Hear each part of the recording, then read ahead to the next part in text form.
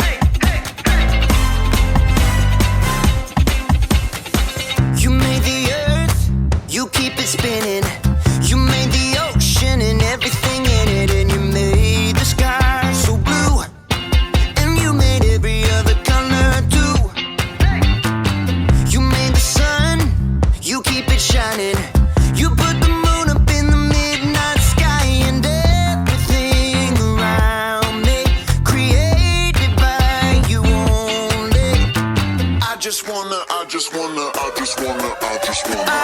wanna thank you 'cause everything you made is so beautiful.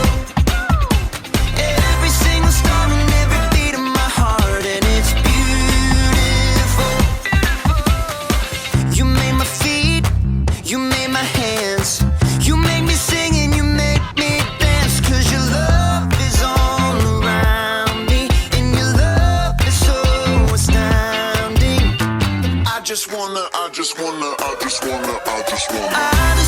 thank you 'cause everything you made is so beautiful. Every single star and every beat of my heart, and it's beautiful. Here we go, break it down now. Everything you created with your imagination is wonderful and good, wonderful and good. You're my inspiration beyond all explanation. You're wonderful and good, you're wonderful and good. Everything you created with your imagination is wonderful and good, wonderful and good. You're my inspiration beyond all explanation. You're wonderful and good, you're wonderful and good. I just wanna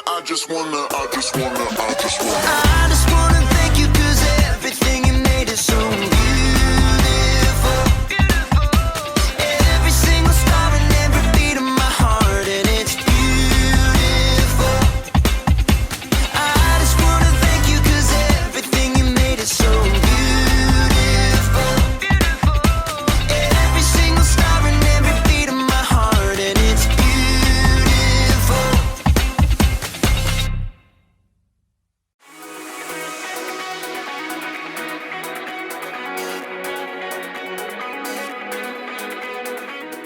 Hey everybody, I'm Graham, Candy Connoisseur, and I'm here to talk about individuality. Individuality is discovering who you are meant to be so that you can make a difference. Every single one of us is an individual.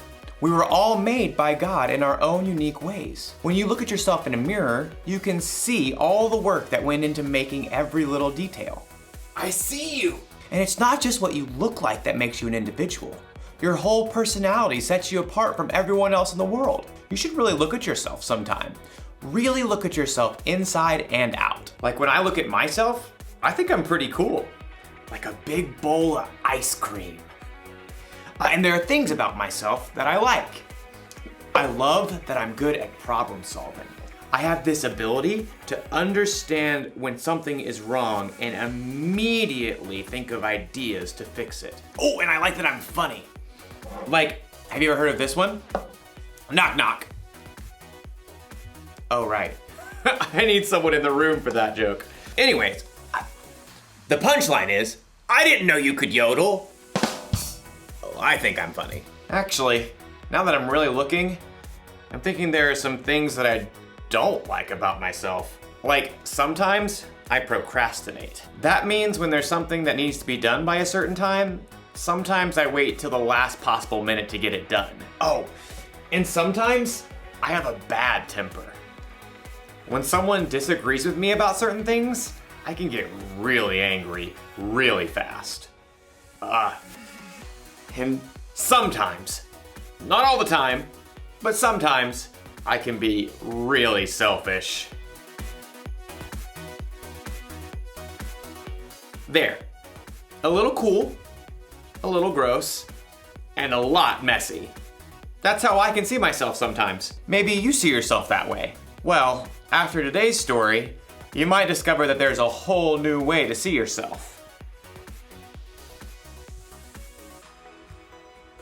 Yeah, right. Like I'm really gonna eat that. See? I'm funny. The Bible. It's 66 books of history, stories, letters, and poetry that fit together to form God's one big story. The epic adventure of how He created us and loves us so much that He made a way to rescue us. As we travel through the Bible, from Genesis to Revelation, we discover people who met God and found their lives changed forever. Now, for an amazing story. Inspired by the book of Matthew, chapter 9, verses 9 through 13. Everyone in the shore town of Capernaum knew who Matthew was. You may also call me Levi. But few people actually liked him. Well, that's rude. Truth is, Matthew had put himself in an awkward situation. He was Jewish, like his relatives and friends, but he chose to work for the hated Roman government. Just trying to make a living. Matthew was a tax collector for the Romans, and tax collectors were known to lie about the amount of money people owed. 5 gold pieces. But it was only 3 last year. 5, and not a shekel less. After collecting money, the tax collectors would keep the extra for themselves. Many of them grew rich by robbing the poorest people in their towns. In fact, tax collectors and sinners were considered to be the same thing. Hey, I work hard. But no matter how hard Matthew tried to polish his own image, deep down, he knew how others saw him. He heard their whispers as he crossed to the other side of the street to pass his booth. I do not know how that man sleeps at night. He's the worst, doing the Romans' dirty work. But one day, the crowds of Capernaum were full of different news. Did you hear about Jesus of Nazareth? The rabbi? He's not only a teacher. This morning, he made a lame man walk. That's just talk. My son was there. He saw it with his own eyes. The whole city was ablaze with the story, and even Matthew, who was tucked away in his tax collector's booth, was fascinated. Maybe the man just had a limp or something? Oh no, this Jesus has real power. He cares about people. Well, maybe. Anyhow, you owe 3 gold pieces. 3? How are we supposed to eat for the rest of the season? Take it up with the governor. I'm just doing my job. I bet Jesus would have something to say to you. Next. Within a short time, the market became even more crowded. Jesus! Jesus is coming this way! From his booth, Matthew craned to see. Though he was curious, deep down, he had to admit that no rabbi would have kind words for him. I'm a fool. Even my own people hate me. Suddenly, the crowds parted. Just down the street, Matthew could see a tall man with a rugged face and piercing eyes. A group of common fishermen followed at his heels. It's Jesus. Matthew watched, waiting for the rabbi to pass him by. Instead, Jesus stopped right in front of Matthew's booth. Rabbi? Jesus looked directly at Matthew, reading every single thought in his heart. Nice day? Not too hot. Not too cold.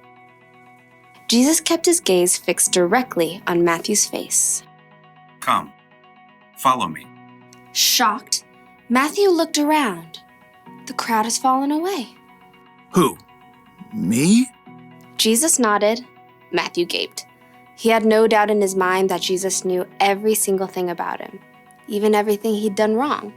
But still, Jesus wanted Matthew to join him. Oh, well, yes. Matthew found himself leaping up from his seat and rushing out of his booth to join Jesus on the street. It's, nearly dinner time. Would you like to eat at my house? To Matthew's amazement, Jesus and his followers turned their steps towards Matthew's home. Quickly, Matthew sent out word to everyone he knew. Come to my house for dinner. Matthew, who had expected to eat alone, found himself hosting the most famous rabbi in town for dinner, along with a ragtag group of fishermen, tax collectors, and other outcasts. Jesus doesn't care what I've done. He thinks I can be better, that I'm worthy to follow him. But while Matthew rejoiced to discover his brand new identity, the city's religious leaders were horrified by what Jesus had done. They sidled up to Jesus' disciples. Why does your teacher eat with tax collectors and sinners? You know, that's a great question. Jesus overheard the religious leaders and answered the question himself. Those who are healthy don't need a doctor. Sick people do. I have not come to get those who think they are right with God to follow me. I have come to get sinners to follow me. Preposterous. From then on, Matthew followed Jesus everywhere. With his own eyes, he had seen more of the things that Jesus had done than nearly anyone else. Near the end of his life, he wrote down all the stories he had witnessed and gathered so that others too could know Jesus.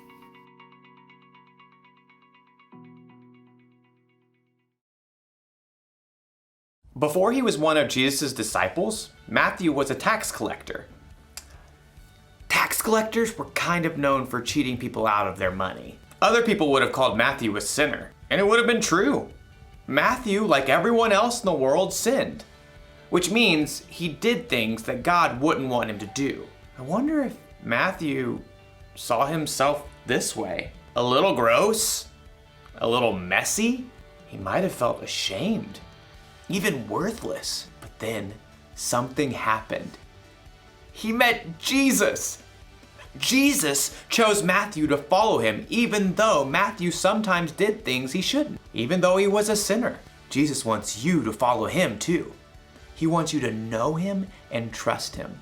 And it doesn't matter what you've done or how you see yourself. When Jesus died on the cross, he took the punishment for your sins. You are forgiven, and he loves you just as you are, mess and all. It's almost like when Jesus looks at you, he sees through the mess.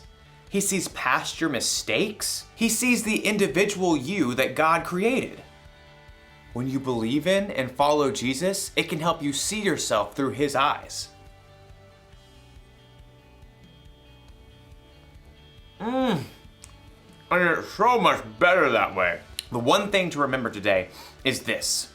Knowing Jesus changes how you see yourself. I definitely like myself a lot better without mayonnaise. Blech. I'll see you next time.